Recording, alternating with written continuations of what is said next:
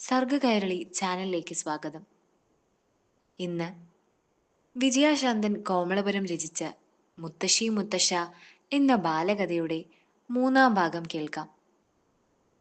കൂട്ടുകാരെ, ഉച്ചയൂണ് കഴിഞ്ഞാൽ 1 മണിക്കൂർ വിശ്രമം. മുത്തശ്ശിയുടെയും മുത്തശ്ശൻ്റെയും നടുക്ക് കഥ കേട്ട് കിടക്കാൻ എന്തു രസമാണെന്നറിയുമോ? 1 മണിക്കൂർ കഴിഞ്ഞ് ഞങ്ങൾ മൂവരും കൂടി തൊടിയിലും പറമ്പിലുമൊക്കെ നടക്കും. ആ സമയങ്ങളിൽ ആരെങ്കിലുമൊക്കെ കയറി വരും. എന്നെ എല്ലാവർക്കും പരിചയപ്പെടുത്തി കൊടുക്കും. ഒരു VIP പവറാ എനിക്ക്. അങ്ങനെ 4 മണിയാകുമ്പോൾ മൺകൂജയിൽ നിറച്ചു വെച്ചിരിക്കുന്ന വെള്ളമെടുത്തു കുടിക്കും. പുറത്ത് ഒരു പരന്ന പാത്രത്തിൽ പക്ഷികൾക്ക് കുടിക്കാനും വെള്ളം വെക്കും. എന്നിട്ട് ഞങ്ങൾ ഒരു സവാരി നടത്തും. ആ ഗ്രാമം മുഴുവൻ കണ്ട് ആസ്വദിക്കും. മുത്തശ്ശിയുടെയും മുത്തശ്ശൻ്റെയും പല പരിചയക്കാരെയും കാണും. അങ്ങനെ ഒരു ദിവസത്തെ സവാരിക്കിടയിൽ ആമ്പൽക്കുളത്തിന് സമീപം ഒരു സിമന്റ് ബെഞ്ചിൽ ഞങ്ങൾ ഇരിക്കുമ്പോൾ ആരോമൽ വന്നു. പെട്ടെന്ന് മണിയടിച്ചു. കൂട്ടുകാർക്ക് ബാക്കി കേൾക്കാൻ പറ്റാത്തതിൽ നിരാശ തോന്നി. സ്കൂളിൽ നിന്നും വീട്ടിലെത്തിയ ആരോമൽ ഗഹനമായ ചിന്താഭാരത്തോടെ മുറിയിലേക്ക് കയറിപ്പോയി. വിശേഷങ്ങൾ തിരക്കാൻ അമ്മ പിന്നാലെ ചെന്നു. മോനെ എന്ന് വിളിച്ചുകൊണ്ട് ചുമലിൽ പിടിച്ചു. അവൻ സ്വപ്നത്തിൽ എന്ന പോലെ ഞെട്ടി. ഓ, അമ്മയായിരുന്നോ? സ്കൂളിൽ എന്തുണ്ട് വിശേഷം? കൂട്ടുകാരെല്ലാവരും എത്തിയോ? അങ്ങനെ പലതും ചോദിച്ചു. അവന് ആകെപ്പാടെ ഒരു മ്ലാനത. എന്താ മോനെ, നല്ല സുഖമില്ലേ? ശ്യാമള മകന്റെ നെറ്റിയിലും ദേഹത്തുമൊക്കെ കൈപ്പത്തി വെച്ച് നോക്കി. ചൂടൊന്നുമില്ലല്ലോ.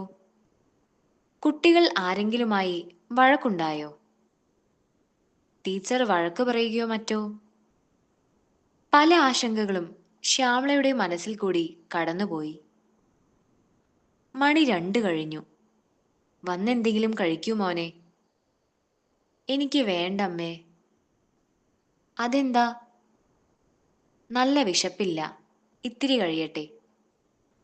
അപ്പോഴേക്കും നന്ദഗോപാൽ എത്തി. അമ്മയും മകനും കൂടി എന്താ ഒരു സ്വകാര്യം? ഏയ്, ഒന്നുമില്ല. മോനെ ഭക്ഷണം കഴിക്കാൻ വിളിക്കുകയായിരുന്നു. മോനുണ്ടില്ലേ? 2 മണി കഴിഞ്ഞല്ലോ. നീ പോയി വിളമ്പി വെക്കി, ഞാനും മോനും വന്നേക്കാം. ശ്യാമള മുറി വിട്ടുപോയി. അച്ഛാ. അവൻ അച്ഛൻ്റെ മുഖത്തേക്ക് നോക്കി വീണ്ടും വിളിച്ചു. അച്ഛാ. മകന്റെ വിളി കേട്ട് നന്ദന്റെ ഉള്ളിൽ ഒരു ഭയം. എനിക്ക് മുത്തശ്ശനും മുത്തശ്ശിയുമുണ്ടോ? അതെന്തൊരു ചോദ്യാ മോനെ. നമ്മൾ എപ്പോഴും പോകുന്നതല്ലേ. അമ്മമ്മയുടെയും അമ്മച്ചന്റെയും കാര്യമല്ല. ഇവിടെ എനിക്ക് മുത്തശ്ശനും മുത്തശ്ശിയുമുണ്ടോ? മകന്റെ ചോദ്യത്തിനു മുന്നിൽ ജാള്യത മറയ്ക്കാൻ നന്ദഗോപാൽ വല്ലാതെ ബുദ്ധിമുട്ടുന്നുണ്ടായിരുന്നു. ഉണ്ടല്ലോ. തപ്പിത്തടഞ്ഞാണ് നന്ദഗോപാൽ പറഞ്ഞത്. എവിടെ? നമ്മുടെ കുടുംബ വീട്ടിൽ. അവിടെ ആരൊക്കെ ഉണ്ടച്ചാ? മുത്തശ്ശനും മുത്തശ്ശിയും മാത്രമേ ഉള്ളൂ. അവിടെ നമ്മൾ പോകാത്തതെന്താ? അത് നിന്റെ അമ്മയ്ക്ക് ഇഷ്ടമില്ലാത്തത് കൊണ്ടാ. മുത്തശ്ശനും മുത്തശ്ശിയും ഇവിടെ വരാത്തതെന്താ? അതും നിന്റെ അമ്മയ്ക്ക് ഇഷ്ടമില്ലാത്തത് കൊണ്ടാ. നമ്മൾ എന്താ തറവാട്ടിൽ താമസിക്കാത്തത്? അതും നിന്റെ അമ്മയ്ക്ക് ഇഷ്ടമില്ലാത്തത് കൊണ്ട്. മുത്തശ്ശനെയും മുത്തശ്ശിയെയും കാണാൻ പോകാത്തതെന്താ? നന്ദഗോപാൽ പരുങ്ങി. ഒന്ന് ചെന്നിരുന്നെങ്കിൽ മുത്തശ്ശിയും മുത്തശ്ശനും എത്ര സന്തോഷിച്ചേനെ. നീണ്ട നിശബ്ദത. നിശബ്ദതയെ കീറിമുറിച്ചുകൊണ്ട് ആരോമൽ പറഞ്ഞു. ഒരു ന്യായാധിപനെ പോലെ. അമ്മമ്മയുടെ വീട്ടിൽ പോകുന്നതോ?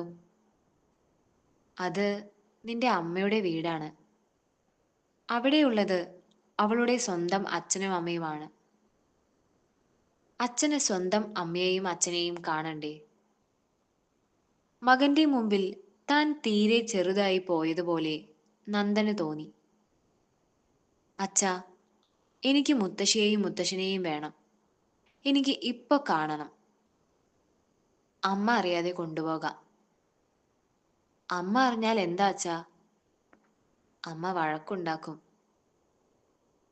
എന്നെ വളർത്തുന്നത് പോലെ അച്ഛനെ വളർത്തിയതല്ലേ പാവം മുത്തശ്ശിയും മുത്തശ്ശനും.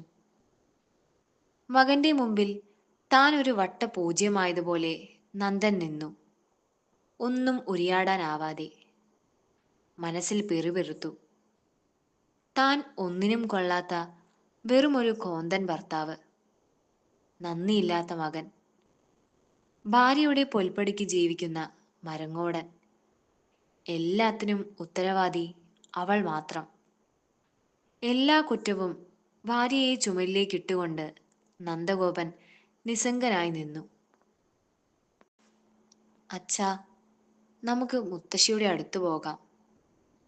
അവൻ അച്ഛൻ്റെ കയ്യിൽ മുറുകെ പിടിച്ചു വലിച്ചു. വിനായകനെ പോലെ എനിക്കും എൻ്റെ മുത്തശ്ശൻ്റെയും മുത്തശ്ശിയുടെയും കൂടെ കൂട്ടുകൂടണം. അവരുടെ കൈയും പിടിച്ച് നാടൊക്കെ നടന്നു കാണണം.